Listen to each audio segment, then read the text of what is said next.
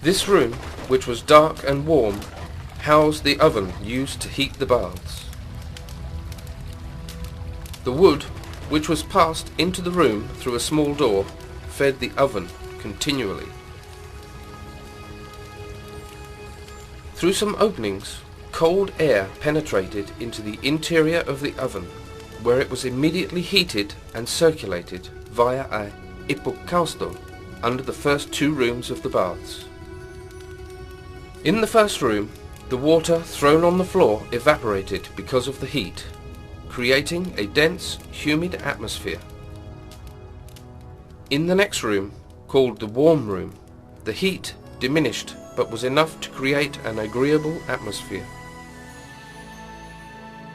Lastly, the air and smoke caused by the burning ended their journey in two chimneys set into the wall. The next rooms, now without heating, housed the cold baths, the reception, and the stairs giving access to the building.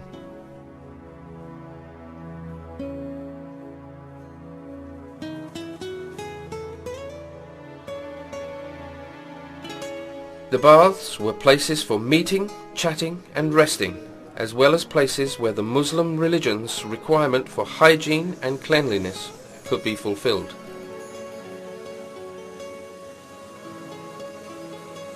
People spent many hours in the baths, and there were sessions for women as well as for men.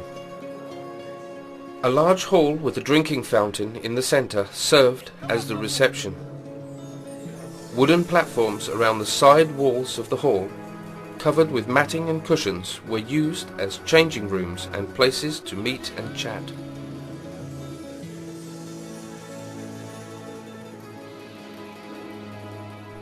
Four great pillars supported a huge dome adorned with skylights.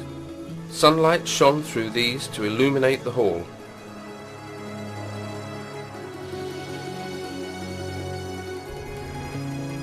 A session in the bath started in the hot room and ended in the cold one. The process was repeated several times.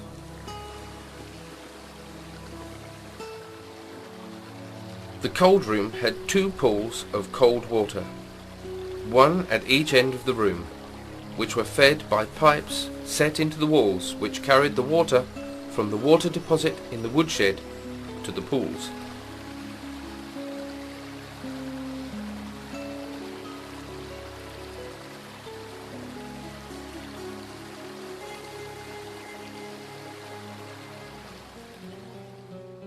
The warm room, which was the biggest in the building, was heated by the system of heated water which passed under the floor. In this room there were wooden benches with matting and cushions on the floor for resting, and tables where massages and other treatments with ointments and perfumes were performed.